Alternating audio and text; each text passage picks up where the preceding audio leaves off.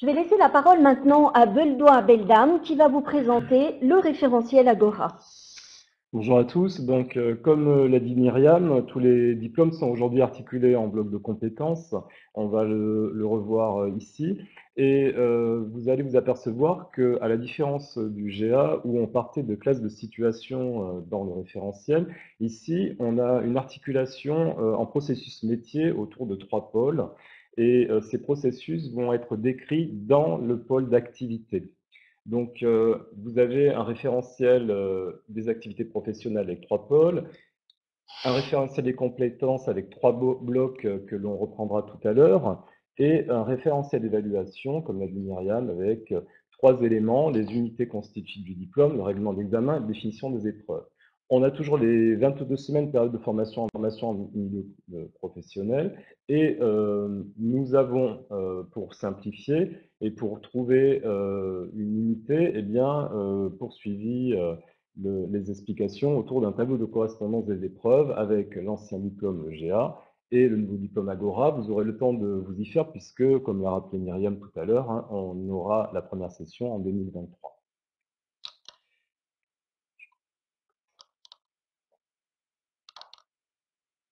Voilà. Alors, le référentiel des activités professionnelles est organisé autour de matrices et chaque matrice eh bien, est articulée très simplement. Vous avez le titre du pôle à chaque fois, une description rapide eh bien, du processus hein, qui est décrit, les activités caractéristiques du processus qui sont non exhaustives hein, et les conditions d'exercice. On avait cette articulation assez semblable dans le référentiel du bac pro GA de toute façon. Hein. On a des éléments également de rappel sur les résultats attendus. Hein, dans le bac pro GA, on avait une compétence, là vous avez les résultats qui sont notifiés. Alors, le référentiel des activités professionnelles eh bien, est organisé autour de 3 pôles. Le pôle 1 qui rassemble la gestion des relations avec les clients, les usagers, les adhérents. Myriam l'a rappelé tout à l'heure, ça correspondait peu ou prou à notre pôle 1 du bac GA. Le pôle 2, organisé autour de l'organisation issue de l'activité de production de biens et de services. Et le pôle 3, administration du personnel. Vous remarquez que ici, le pôle 4 lié au projet a disparu, mais l'expertise projet reste prégnante dans le bac Agora, car dans chaque processus, on peut avoir du projet. De même que la démarche du projet fait partie intégrante de la mise en musique du chef-d'œuvre, par exemple, que vous continuerez eh bien, à mettre en œuvre autour de ce bac. Alors, le référentiel des compétences, vous avez un exemple de matrice ici. Hein. Eh bien, vous retrouvez donc les conditions d'exercice où on réexplique en fait la situation du titulaire du diplôme dans son environnement. Il faudra là s'inspirer de contextes qui sont proches des organisations. Et vous avez également un rappel des compétences à mobiliser. Vous avez également des indicateurs qui vont vous permettre d'évaluer ces compétences, les savoirs associés et quelques indications pour délimiter ces savoirs. C'est ce qu'on appelait avant les limites, c'est-à-dire jusqu'où aller. Et ces limites ces indications vont pouvoir donner du sens à la notion que vous allez viser avec vos élèves.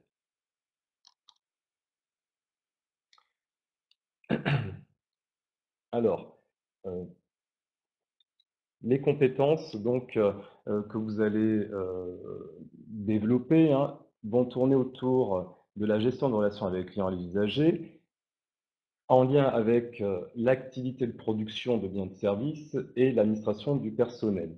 Alors, j'ai rappelé tout à l'heure que dans chaque processus, vous allez avoir des activités qui vont être décrites et ces activités vont permettre, lorsqu'elles vont être imbriquées, de développer l'ensemble des compétences. Il ne faudra pas dissocier, c'était un petit peu le travers de certaines organisations avec le GA. D'un côté, tel bloc, de l'autre tel bloc, et de l'autre le troisième bloc.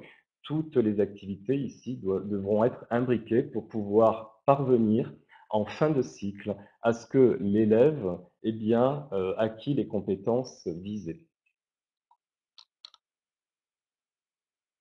Alors, l'organisation du référentiel de compétences, là, vous avez le bloc 1, gérer des relations avec les clients, les usagers et les adhérents. Vous avez noté et en regard les compétences. Et tout à l'heure, on a rappelé ce qui était impliqué par le bac projet A. Ici, les blocs sont organisés de telle sorte qu'au travers des activités émergent des compétences. C'est pour cela que vous avez en regard des activités du pôle les compétences qui devront être développées. Et vous voyez apparaître la prégnance ici, qui ne fera pas perdre de vue des systèmes d'information et notamment du PGI. Donc le bloc 2 est décrit de la même manière hein, sur l'organisation et le suivi de l'activité de production de biens et de services. Ici, si vous regardez les activités du pôle, on a bien le suivi administratif, le suivi financier et la gestion opérationnelle des espaces qui devront être imbriqués pour pouvoir développer les compétences que vous avez en regard, donc sur la droite de l'image.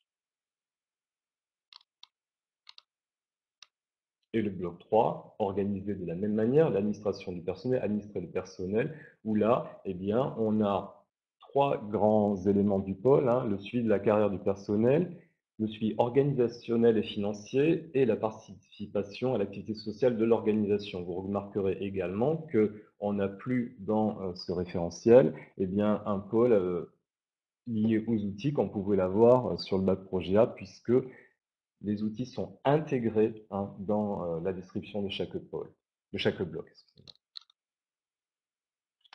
Voilà.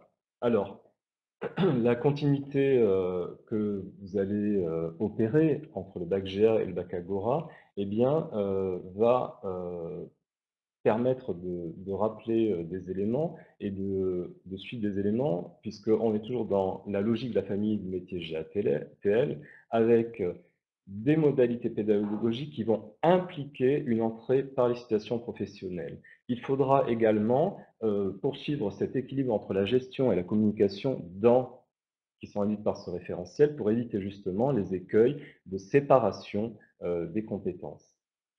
Également, même si le passeport professionnel disparaît, eh bien, il faudra toujours maintenir une place de l'explicitation dans le processus d'apprentissage. Alors, les modalités de suivi et de, de référencement et de support de cette explicitation seront définis dans chaque équipe. On n'aura plus Cerise Pro comme vous l'aviez maintenant. Comme je l'ai dit tout à l'heure, eh bien, l'intégration, le pôle 4 va disparaître, mais il est intégré, hein, le pôle projet, enfin le projet est intégré dans les processus métiers, puisque dans chaque processus, on peut développer des projets. Alors, comme l'a rappelé Myriam tout à l'heure, on a des activités comptables qui vont traverser les trois pôles. Il n'est pas question ici de faire de la comptabilité pure et de retourner au bac pro compta, hein, bien évidemment.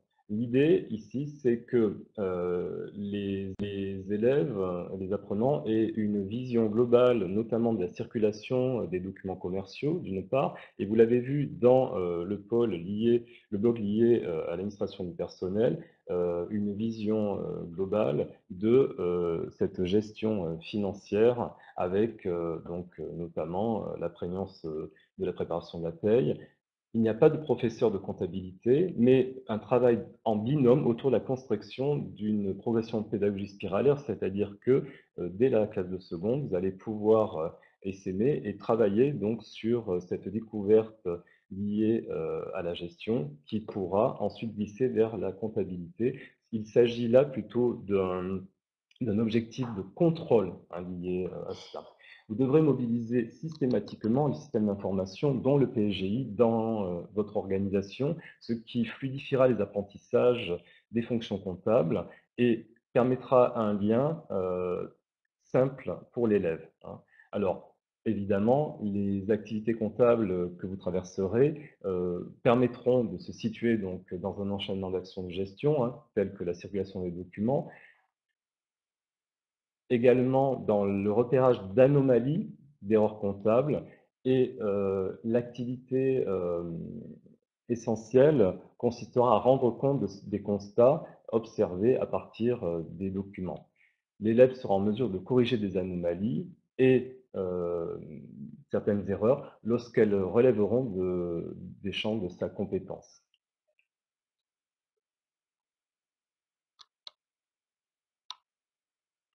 Alors, la famille de métiers, gestion administrative du transport et de la logistique, perdure puisque le bac Agora fait partie intégrante de cette famille. Alors, il faudra faire famille par les activités et les compétences. C'est-à-dire que, cela consistera à développer des compétences communes et transférables aux différents métiers de la même famille. Vous avez ici les métacompétences qui sont repérées, telles qu'on avait repéré ces métacompétences lors de l'existence du bac Projet A. Donc, il s'agira de gérer des relations interpersonnelles, d'organiser, de planifier l'activité, mettre en œuvre et contrôler les processus administratifs, de traiter les flux physiques en relation avec les données de gestion et d'assurer le respect de la réglementation, des normes et le traitement des dysfonctionnements. Alors, il conviendra d'imbriquer tous ces éléments afin que l'apprenant puisse mieux appréhender les conséquences de son activité professionnelle sur celle des métiers qu'il pourra appréhender également, hein. Cela permettra à l'apprenant également d'acquérir des compétences professionnelles qui seront communes aux spécialités que constitue cette famille des métiers de la gestion administrative, du transport et de la logistique. Et cela permettra également, en formation, d'articuler les différentes spécialités entre elles en classe de seconde.